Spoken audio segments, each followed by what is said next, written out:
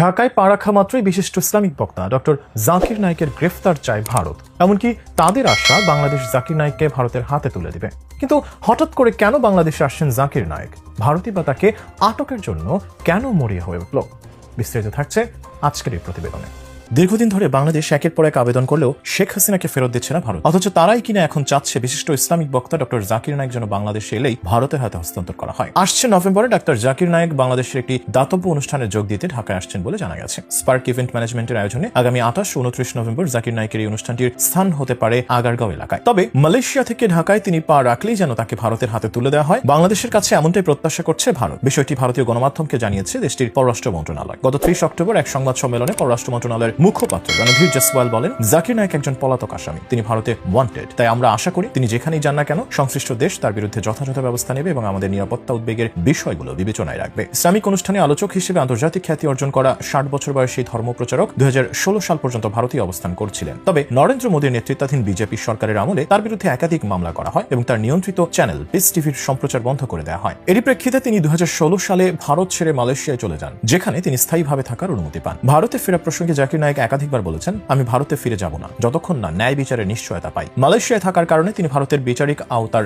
বাইরে আছেন। এদিকে 2016 সালে ঢাকার হলি আর্টিজান হামলার পর অন্তত 2 হামলাকারী জাকির নায়েকের বক্তৃতা থেকে অনুপ্রাণিত ছিল বলে খবর প্রকাশের পর বাংলাদেশও তার প্রবেশে নিষেধাজ্ঞা জারি করেছিল। তবে শেখ হাসিনার পতনে সেই নিষেধাজ্ঞাও শিথিল হয়ে গেছে। এমন প্রেক্ষাপটে এবার ঢাকায় আসছেন ডাক্তার জাকির এবং ভারতের পররাষ্ট্র মন্ত্রণালয় তাকে হস্তান্তরের আশা করছে। জাকির নায়েক রাষ্ট্রীয় আমন্ত্রণে বাংলাদেশে আসছেন এবং বিভিন্ন জেলায় ঘুরে তার কর্মসূচি পালন করবেন। সাংবাদিকদের এমন এক প্রশ্নের জবাবে পররাষ্ট্র উপদেষ্টা তৌহিদ হোসেন বলেন, জাকির নায়েককে দাওয়াত দেওয়া হয়েছে বলে আমি জানি না, আমি এরকম কিছু শুনিনি, এটা আপনার কাছ থেকেই প্রথম শুনলাম। অন্যদিকে স্পার্ক ইভেন্ট ম্যানেজমেন্টের কর্ণধার রাজ জানান, সবকিছু ঠিক থাকলে আগামী 28 নভেম্বর ঢাকায় আসবেন ডক্টর জাকির নায়েক। তার নিজেরই একটি অনুষ্ঠানে উপস্থিত হবেন। প্রাথমিকভাবে ঢাকার আগারগাঁওয়ে অনুষ্ঠানটি করার চিন্তা ভাবনা চলছে। বিষয়ে সংবাদ সম্মেলন করে পরে বিস্তারিত জানানো হবে। ডক্টর জাকির নায়েক ভারতের মুম্বাই 1965 সালের 8 অক্টোবর জন্মগ্রহণ করেন। তিনি মুম্বাইয়ের সেন্ট পিটার্স হাই স্কুলের ছাত্র ছিলেন। স্কুলের পড়াশোনা শেষে কিশিন চাঁদ চেল্লারাম কলেজে ভর্তি হন। মেডিসিনের উপর Topiwala national medical college and Nair হসপিটালে ভর্তি হন। এরপর তিনি ইউনিভার্সিটি অফ মুম্বাই থেকে ব্যাচেলর অফ মেডিসিন সার্জারি বা MBBS ডিগ্রি অর্জন করেন। 1991 সাল থেকে জাকির নায়েক ইসলামের দায়ী বা ইসলাম ধর্ম প্রচারক হিসেবে কার্যক্রম শুরু করেন এবং